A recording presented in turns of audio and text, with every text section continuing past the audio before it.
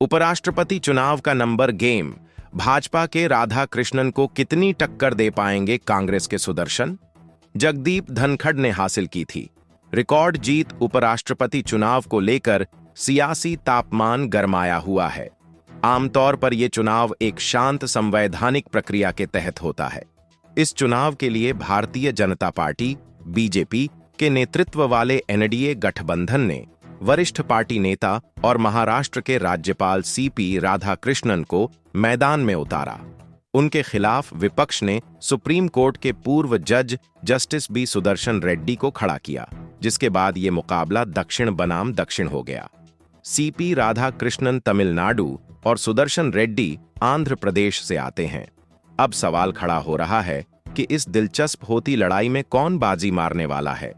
पिछले उपराष्ट्रपति चुनावों के आंकड़ों को देखा जाए तो जिस पार्टी की सरकार केंद्र में रही है उसकी बम्पर जीत हुई है।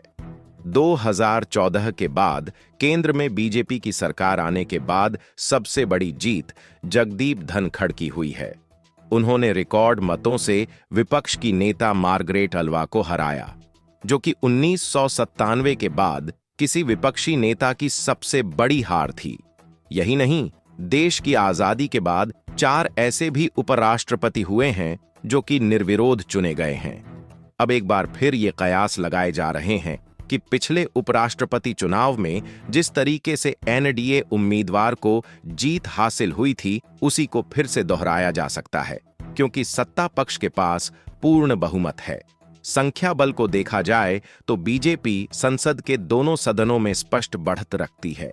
चुनाव के लिए कुल 782 योग्य सदस्य वोट करेंगे। जीत के लिए कम से कम 392 वोटों की जरूर होगी। एनडीए के पास मौजूदा समय में लोकसभा में 293 और राज्यसभा में 133 सीटें हैं। ऐसे में अगर क्रॉस वोटिंग नहीं होती है तो एनडीए के पास 426 वोट हैं। हालांकि विपक्ष अपनी जीत की सीमित संभावनाओं से पूरी तरह वाकिफ है। दरअसल 21 जुलाई की रात जगदीप धनखड़ ने अचानक स्वास्थ्य कारणों का हवाला देते हुए उपराष्ट्रपति पद से इस्तीफा दे दिया, जिसके बाद चुनाव आयोग ने उपराष्ट्रपति पद पर चुनाव कराने का ऐलान किया। आयोग के मुताबिक उपराष्ट्रपति चुनाव के लिए मतदान 9 सितंबर को होगा और उसी दिन मतगणना भी होगी।